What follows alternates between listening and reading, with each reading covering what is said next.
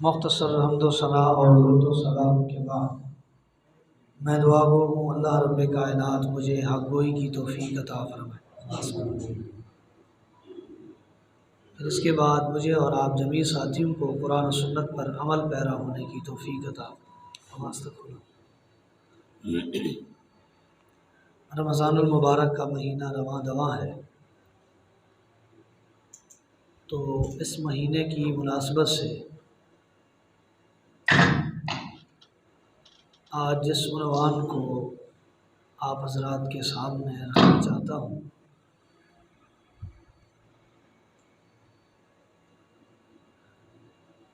وہ ہے فضیلت قرآن مقدس۔ اپنے اس جمعہ کو دو حصوں میں ڈیوائڈ کروں گا۔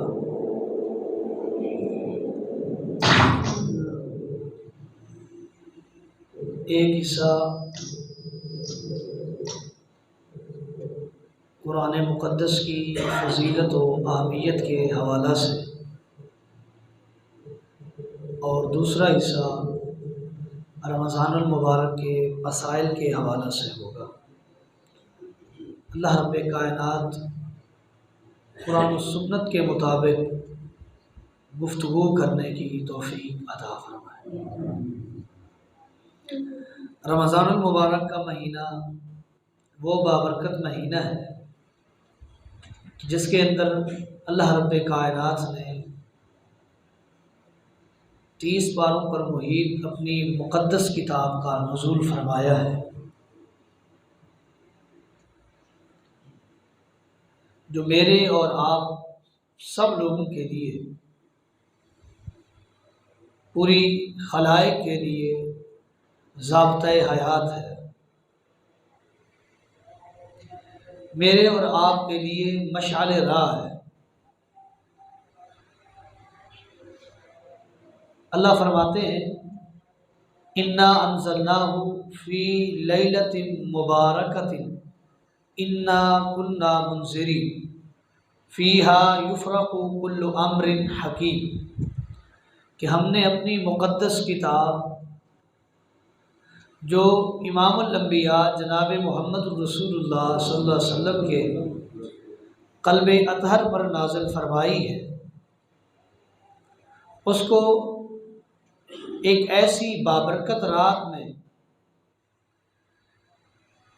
اتارا ہے، نازل کیا ہے۔ انا کنا منذرین، اس لیے اس بابرکت رات میں اس کا نزول فرمایا ہے، اس کی تکمیل فرمائی ہے۔ اور یہ کتاب سننے والوں کے لیے، پڑھنے والوں کے لیے، سمجھنے والوں کے لیے، سمجھانے والوں کے لیے، دیکھنے والوں کے لیے ڈرانے والی ایک نذیر ہے۔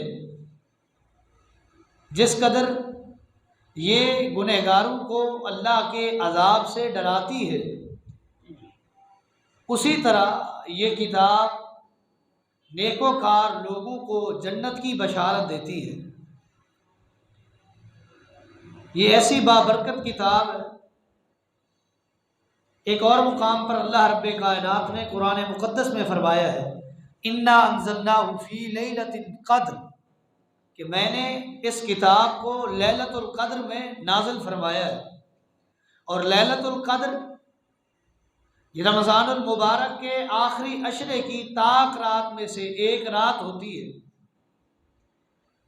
وہ 21 کی ہو، 23 کی ہو، 25 کی ہو، 27 کی ہو، 29 کی ہو، وہ اللہ کے علم میں ہے، لیکن ہر سال رمضان المبارک میں ایک رات ایسی ہے کہ جس کو لیلۃ القدر کہا جاتا ہے، اور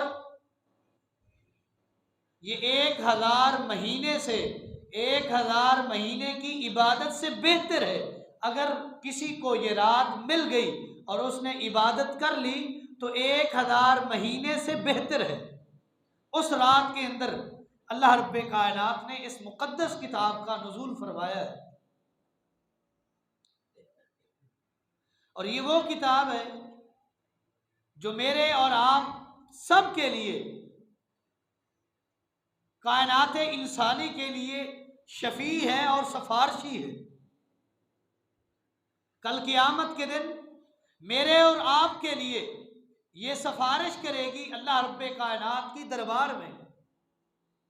امام الانبیاء کا فرمان، الصیام والقرآن یشفعان للعبد یوم القیامت، کہ ایک رمضان المبارک کا جو مقدس مہینہ ہے، اس میں جو روزے رکھے جاتے ہیں، روزے اور دوسرا قرآن، یشفعان للعبد یوم القیامہ، اللہ کے بندے کے لیے قیامت کے دن سفارشی بنیں گے، اس کے لیے سفارش کریں گے، اللہ کی دربار میں التجا کریں گے، آرزو رکھیں گے، سفارش کریں گے۔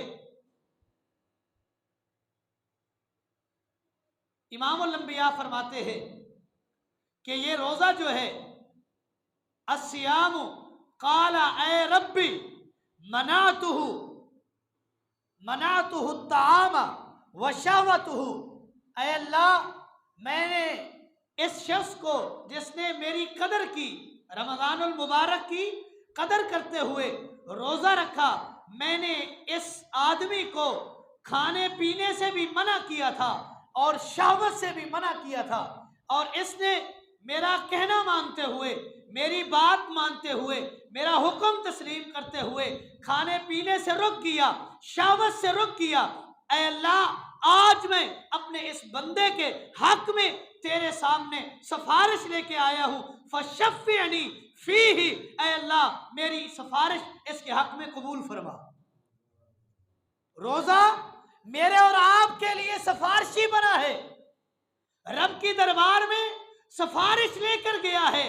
اے اللہ اس نے روزہ رکھا تھا، میں نے اس کو کھانے سے منع کیا، یہ رک گیا، میں نے اسے برائی سے منع کیا، شہوت سے منع کیا، برے کاموں سے منع کیا، قول زور سے منع کیا، عمل زور سے منع کیا، میری بات مانتے ہوئے تسلیم کرتے ہوئے اس نے قول زور کو چھوڑ دیا، عمل زور کو چھوڑ دیا، ڈرامے دیکھنے چھوڑ دیے، فلمیں چھوڑ دی، شہوت کے کام چھوڑ دیے، میرا کہنا مانا۔ اے اللہ آج میں سفارشی بن کے آیا ہوں، میری سفارش اس کے حق میں قبول فرما۔ اور امام الانبیاء فرماتے ہیں رب کائنات روزے کی اس سفارش کو قبول کریں گے اور اس شخص کو جنت میں داخل کر دیں گے۔ والقرآن اے ربی منعتہ بالنوم من اللیل، اے اللہ میں نے راتوں کے سونے سے اس شخص کو منع کیا کہ میری تلاوت کر۔ رات رب نے سونے کے لیے بنائی، آرام کے لیے بنائی، سکون کے لیے بنائی، باعث راحت بنائی، باعث سکون بنایا، تیرے اور میرے تھکاوٹ کو دور کرنے کا ذریعہ رب نے رات کو بنایا۔ لیکن قرآن کہے گا اے اللہ میں نے اسے کہا تھا کہ رات کی نیند حرام کر لے، اپنے اوپر منع کر لے، روک لے رات کی نیند کو، میری تلاوت کر۔ اس نے رات کی نیند روک لی، رات کی نیند نہیں کی، میری تلاوت کرتا رہا۔ اے اللہ میری آج سفارش ہے، اس کے حق میں قبول کر۔ امام الانبیاء فرماتے ہیں رب اس قرآن کی سفارش کو بھی قبول کریں گے جس کی تلاوت وہ کرتا رہا ہوگا۔ فیشفعان، حدیث کے الفاظ ہیں اللہ ان دونوں کی سفارشوں کو قبول کریں گے، فدخل الجنہ، اور اس شخص کو، اس خوش نصیب کو، اس خوش بخت کو جنت میں داخل کر دیں گے۔ یہ برکتوں والا مہینہ، سعادتوں والا، رحمتوں والا، مغفرتوں والا، اتقم من النار والا مہینہ ہم سے گزر رہا ہے۔ ایک عشرہ کمپلیٹ ہو چکا، دوسرے عشرے کا پہلا روزہ بھی کمپلیٹ ہونے والا ہے، 11واں روزہ ہے۔ مہینے کا کوئی پتہ نہیں 29 ہو یا 30 ہو، 18 یا 19 دن باقی ہیں۔ یہ پورا مہینہ اللہ نے برکتوں کا بنایا ہے، رحمتوں کا بنایا ہے۔ اس کا کوئی عشرہ کسی کو خاص اسپیسیفک کر کے کوئی نومینیٹ نہیں کر سکتے کہ یہ رحمت کا عشرہ ہے، یہ برکت کا ہے، یہ مغفرت کا، نہیں، یہ پورا महीना रहमत का भी है, बरकत का भी है, मगफिरत का भी है, इत्को मिनन नार का भी है। ये तो हो नहीं सकता।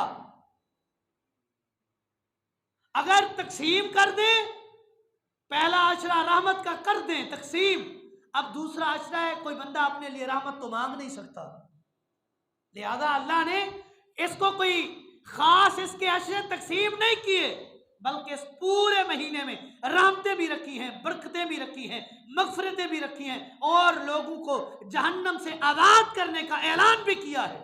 इसकी जिस रात वो रब से माफी मांग ले, तौबा कर ले, अपने गुनाहों पर गिड़गिड़ा ले, माफी मांग ले, रब को मना ले, रब को राजी कर ले, ऐ अल्लाह मैं गुनहगार हूँ, मैं सियाकार हूँ, मैं खताकार हूँ, तू बख्शने वाला है, तू तौबा कबूल करने वाला है, तू माफ करने वाला है, मेरे गुनाहों को माफ कर दे। रब के सामने एक बार आंसू बहाकर देख ले, सजदा रेज होकर जबीने नियाज झुका के रब के सामने इल्तिजा कर, रब तेरी सारी जिंदगी के गुनाहों को माफ कर देगा। रब के दरबार में आ तो सही,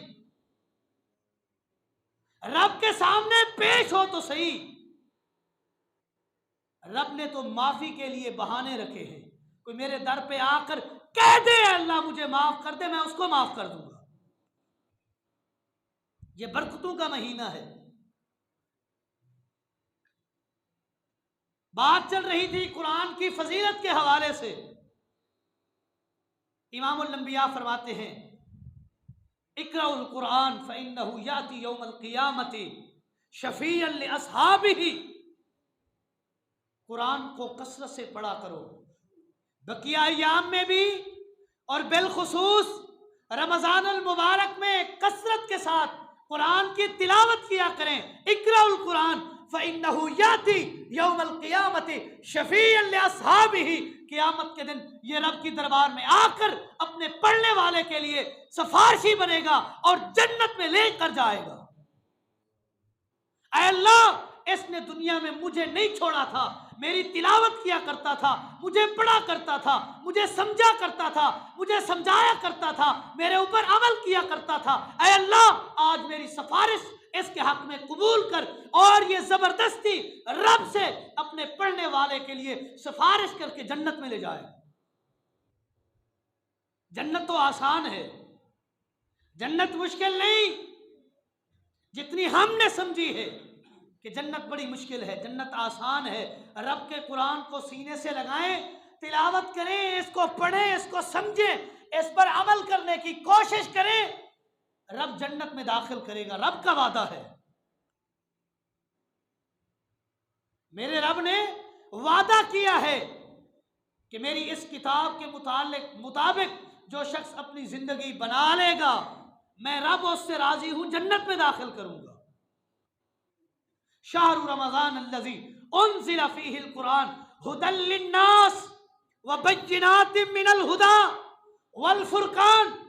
इस रमज़ानुल मुबारक के बाबरकत महीने में रब ने कुरान नाज़िल किया। कुरान भी ऐसा हुदल लिन्नास जो जमी इंसानियत के लिए बायसे हिदायत है, भटके हुए लोगों के लिए हिदायत का सामान है, जो भूल चुके हैं रब की कुदरत को, रब के इख्तियारात को, रब की वहदानियत को, रब की रुबूबियत को, रब के अस्मा और सिफात को भूल चुके हैं। इस कुरान को पढ़ें, रब की तौहीद की तरफ आएं, इस पर अमल करें, हिदायत पर चलें, रब हिदायत भी देगा, जन्नत भी देगा। कुरान को छोड़कर जिसके दर पे जाएंगे हिदायत नहीं मिलेगी। हिदायत ढूंढते फिरेंगे, हिदायत नहीं मिलेगी। हिदायत मिलेगी रब के कुरान पर अमल करेंगे, इसको समझेंगे, इस पर अमल करेंगे, रब हिदायत देगा। रब का वादा है। पहली सूरत है सूरह फातिहा। बंदा अपने मुताल्लिक रब से सवाल कर रहा है, इहदिनस सिरातल मुस्तकीम, ऐ अल्लाह मुझे सीधे रास्ते की हिदायत दे। अल्लाह फरमाते शाहरु रमज़ान अल्लज़ी उन्ज़िला फ़ीहिल कुरान हुदल लिन्नास, ہدایت کا راستہ رب کا قرآن ہے، محمد الرسول اللہ صلی اللہ علیہ وسلم کا فرمان ہے۔ ان دو چیزوں پر آپ عمل کرو، ان دو چیزوں کو آپ تھام لو، رب تمہیں ہدایت کے راستے پر چلا دے گا، پھر کامیابی تمہارا قدم چومے گی، پھر رسوائی کا سامنا نہیں کرنا پڑے گا۔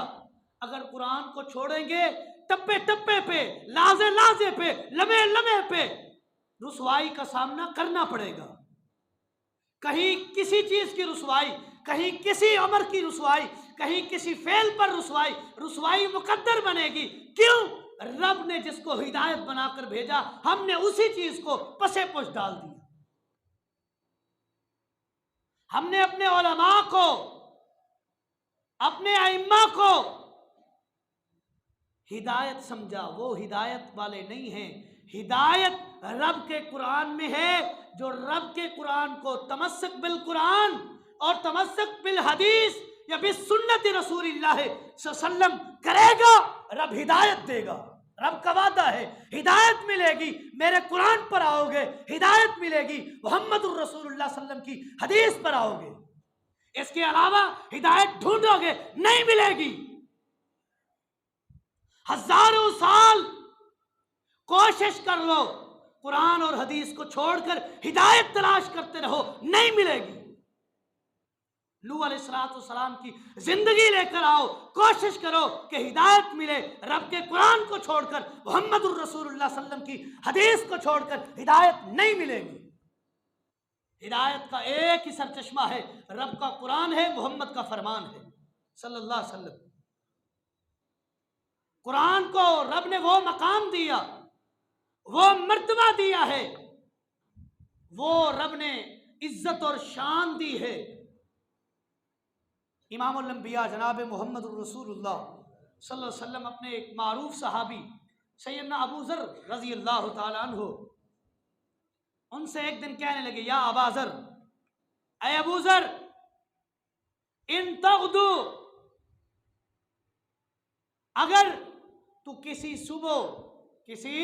صبح قرآن کی ایک آیت کسی کو سکھا دے، قرآن کی صرف ایک آیت کسی کو سکھا دے، کتنا اجر ملے گا؟ امام الانبیاء فرماتے خیر من ان تصلی مئۃ رکعۃ،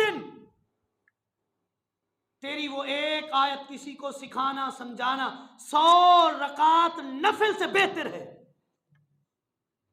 کون ہے جو پڑھ لے ایک دن میں 100 رکعت نفل؟ کوئی نہیں ہے۔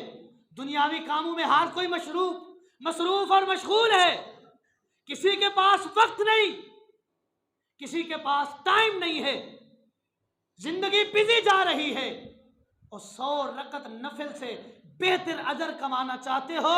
قرآن کی ایک آیت جس کے پاس قرآن کا علم نہیں سکھا دو، رب 100 رکعت نفل سے بہتر اجر دیں گے۔ قرآن کی صرف ایک آیت ہے، خیرکم من تعلم القرآن وعلمہ، امام الانبیاء کا فرمان، تم میں سے بہترین شخص وہ ہے جو قرآن سیکھے اور دوسروں کو سکھائے۔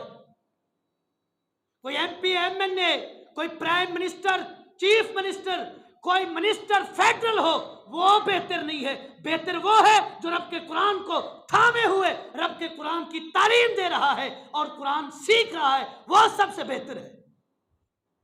یہ دنیاوی عہدے دنیا میں رہیں گے، جو تیرے ساتھ قبر میں جائے گا وہ رب کا قرآن ہوگا، جو تجھے حشر میں، میدان حشر میں رب کے سامنے تیرا سفارشی بنے گا، رب کا قرآن ہوگا۔ یہ دنیاوی عہدے تیرے لیے سفارشی نہیں بنیں گے۔ اگر یہ تو نے سمجھ لیا کہ یہ تیرا دنیاوی عہدہ، منصب، مقام، جاہ و حشمت کل قیامت کے دن میرے لیے سفارشی بنیں گے، تیری غلط فہمی ہے۔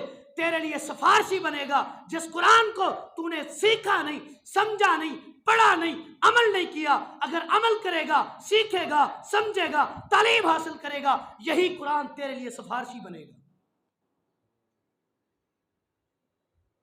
ہم نے تو قرآن کو سیکھنا، سمجھنا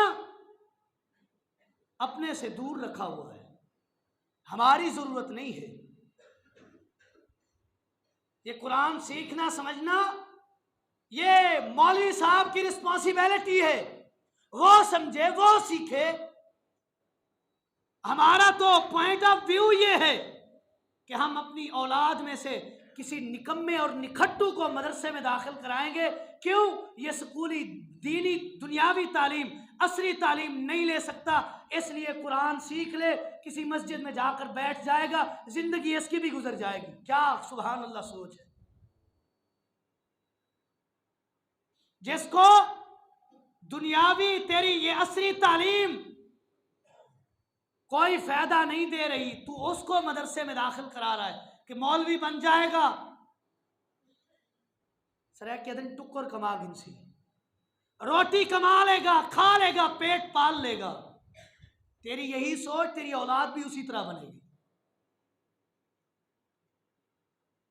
قرآن تو نے ان کو سکھایا جو تیرے نزدیک کم عقل ہیں، کم فہم ہیں، جو دنیاوی تعلیم کو رسپانس نہیں دے سکتے، تو نے اس کو اصل علم کی طرف راغب کیا، جو اصل علم ہے، جو اصل تعلیم ہے، جو رب نے نازل کی ہے، محمد الرسول اللہ صلی اللہ علیہ وسلم کے قلب اطہر پر نازل کی ہے۔ اصل علم کو تو نے اپنی وہ اولاد دی جو تیرے نزدیک نکھٹو تھی، نکمی تھی، کسی کام کی نہیں تھی، تو نے اسی کو داخل کرا کے رب کے قرآن کی طرف بھیجا۔ رب نے اسے بھی وقت لگایا، اسے بھی تاج پہنائے گا اگر اس نے قرآن کو سیکھا اور سمجھا۔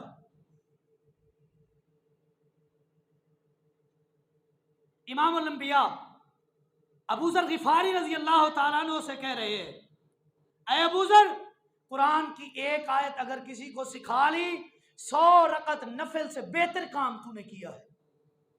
لَإِن تَغْدُو فَتُعُلِّمَ بَابًا مِّنَ الْعِلْمِ، اگر تو نے کسی صبح کسی شخص کو علم کا ایک باب سکھا دیا، علم کا ایک باب سکھا دیا، اُمِرَ بِهِ او لم تعمل، چاہے جس نے وہ علم کا باب سیکھا ہے اس پر عمل کرے، او لم تعلم، اگر وہ اس پر عمل نہ بھی کرے، خیر من ان تصلی 1000 رکعت، 1000 رکعت نفل پڑھنے سے بہتر کام تو نے کیا ہے، علم کا ایک باب کسی کو سکھایا ہے۔ ہم روزانہ کتنے علم کے باب سیکھتے، اسی جمعہ کی نشست کو دیکھ لیں، کتنے علم کے باب ہم نے سیکھ چکے۔ آج ابھی اسی محفل میں کتنے علم کے باب سیکھے ہیں؟ کبھی سوچا؟ نہیں سوچا۔ علم کا ایک باب ایک حدیث بھی ہوتی ہے، کسی امر کے متعلق، کسی کام کے متعلق رسول اللہ صلی اللہ علیہ وسلم کا ایک فرمان، ایک باب ہے، اگر ایک حدیث سن لی آپ نے 1000 رکعت سے زیادہ افضل کام کر لیا ہے۔ اب اس پر عمل کریں گے تو سونے پہ سہاگا، زیادہ اجر ملے گا۔ اگر کوئی عمل نہ بھی کرے، 1000 رکعت نفل پڑھ کر اتنا اجر اس کو نہیں ملتا اس شخص کو جس نے صرف ایک باب کسی کو علم کا سکھا دیا۔ یہ قرآن علم ہے کہ نہیں ہے؟ یہ قرآن قیامت تک آنے والی انسانیت کے لیے علم بھی ہے اور راہ ہدایت بھی ہے، راہ نجات بھی ہے۔ جو اس کو سیکھتا ہے، اس کو سمجھتا ہے، اس نے 1000 رکعت سے زیادہ اچھا کام کر لیا ہے۔ نفل 1000 رکعت نفل، وہ بھی مقبول۔ یہ جو ہم پڑھ رہے ہیں ہمیں تو پتہ نہیں رب قبول کرے یا نہ کرے، رب نے جس کا وعدہ کیا وہ تو مقبول ہے۔ ایک اور حدیث نبی علیہ الصلوۃ والسلام نے فرمائے کہ جس شخص نے قرآن کو سیکھا، سمجھا اور اس پر عمل کیا، اللہ رب کائنات اس کو جنت میں داخل کریں گے، اس کے ساتھ اس کے قبیلے کے 10 گنہگاروں کو جن پر رب نے قد وجبت لہ النار، جہنم کو واجب کر دیا، ایسے واجبی جہنمیوں کو 10 لوگوں کو اپنے ساتھ جنت میں لے جائے گا۔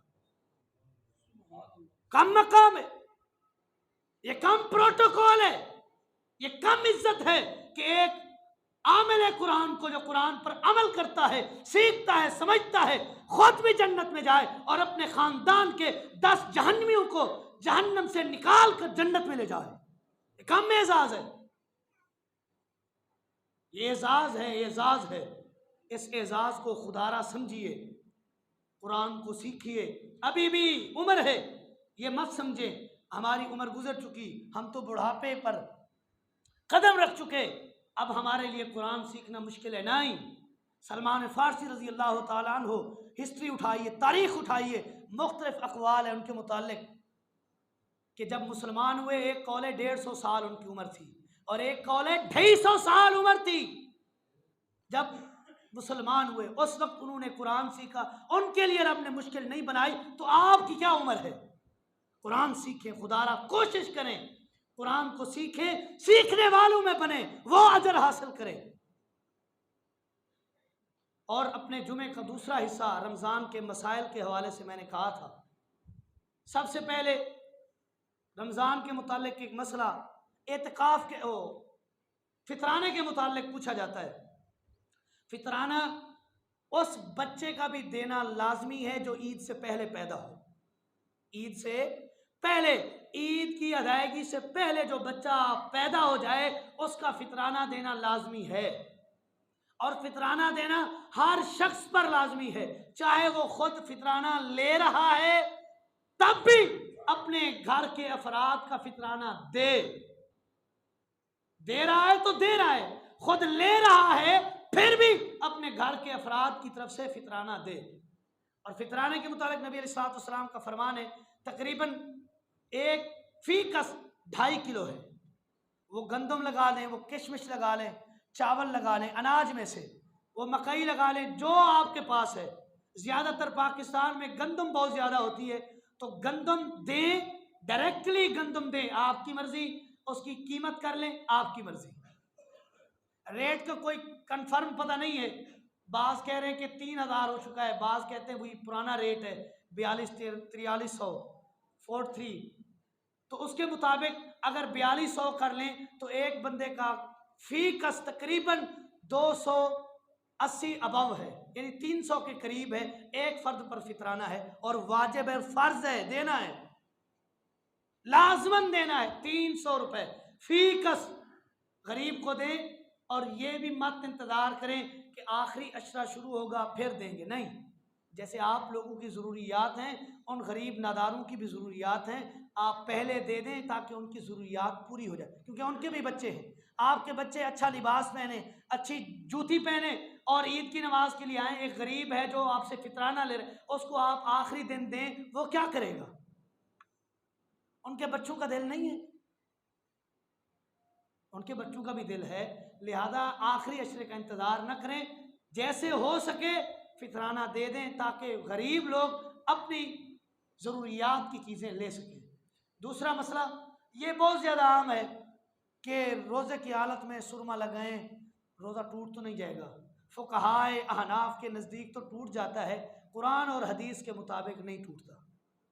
اب آپ کی مرضی، قرآن و حدیث کو فالو کریں یا فقہائے احناف کو فالو کریں، آپ پر ڈیپینڈ کرتا ہے۔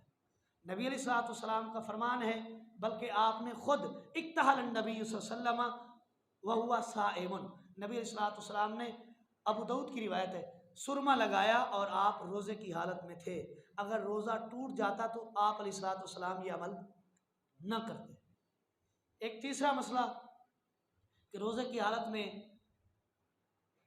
نہانا چاہیے یا نہیں، بغیر کسی عذر کے نہا سکتے ہیں، منع نہیں ہے۔ کنگھی دینے کے بعض لوگ منع کرتے ہیں، یہ دین کو اپنے اوپر مشکل کرتے ہیں، دین آسان ہے، دین کو اپنے اوپر مشکل مت کرے۔ جس چیز سے دین نے منع کیا ہے حلال بھی واضح ہے، حرام بھی واضح ہے، جس سے منع کیا ہے وہ بھی واضح ہے، جس سے منع نہیں کیا وہ بھی واضح ہے، ان چیزوں کے پیچھے مت پڑیں، روزہ نہیں ٹوٹتا۔ روزہ فاسد کرتے ہیں جان بوجھ کر کھانے سے، جان بوجھ کر ہم بستر ہونے سے، جان بوجھ کر قے کرنے سے، الٹی کرنے سے، ان جان بوجھ کر کی ہاتھ مار کے حلق میں، تو ان چیزوں سے روزہ فاسد ہو جاتا ہے۔ اس کے علاوہ کسی اور فعل سے روزہ فاسد نہیں ہوتا۔ بھول کر پی لیا کھا لیا روزہ فاسد نہیں ہوتا۔